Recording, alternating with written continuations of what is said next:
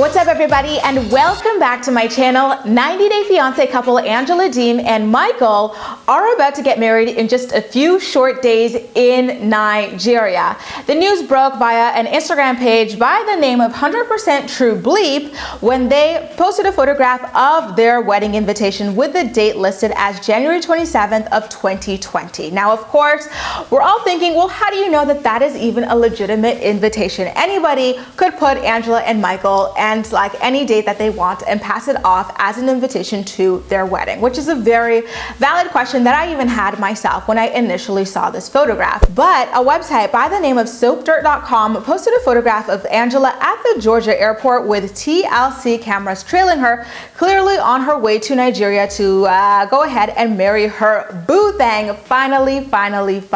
Just to back things up, the reason why the two of them are getting married in Nigeria as opposed to the United States is because they were denied of their K-1 visa, presumably because of the massive age gap between the two of them, with Angela being the woman in this scenario, and the fact that Michael is from Nigeria. A lot of us who have been following their journey on the show would be quite surprised to find out that she did eventually cave and end up marrying him in Nigeria, because she kept insisting on the show that she did not want to get married in Nigeria because she wanted her entire family to be there to witness her getting married. And obviously she does not have the money to fly each and every single one of them over to Michael's country to witness the ceremony, which is quite unfortunate. But at this point, with him being denied of the K-1 visa, this is probably the only way that she can get him over to the United States. So she decided to bite the bullet and go ahead and get married in Nigeria. And I think potentially when he eventually makes his way over to the United States,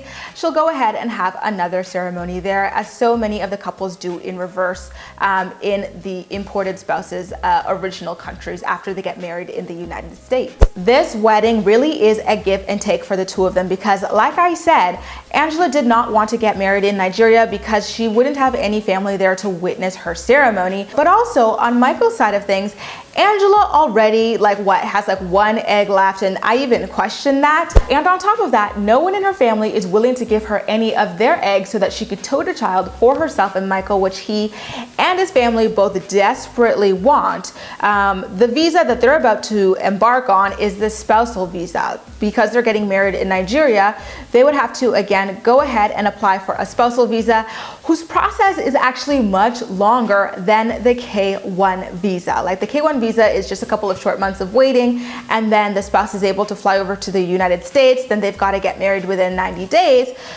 But with the spousal visa, the wait time could be up to 18 months. And again, with Angela already being way up there in age, running on not even borrowed time, I'm sorry, but like expired time to have a child at like 55 years old, this really does make me wonder why Michael is ultimately going to go ahead and go through this if he does indeed want his own biological children with her, because it's not going to happen at this rate. 18 months just to land over there, and that's not even counting how much time it'll take for them to get pregnant. And does Angela herself even really want to be pregnant at like 60 years old? And this always has been a point of contention with Michael's family. His family is really disappointed that he most likely will not be able to have children, and that is why he hasn't paid a bride price for Angela. In fact, it's Angela who has been paying the dowry in order to marry Michael because of all of these quote-unquote setbacks. In fact, just recently she bought what is said to be an expensive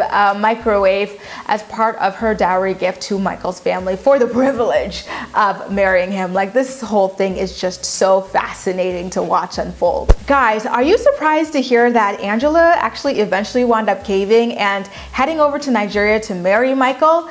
Let me know all of your thoughts and opinions in the comment section down below, and as usual, we'll chat. That's all for now. Thank you so much for watching, and I'll see you next time.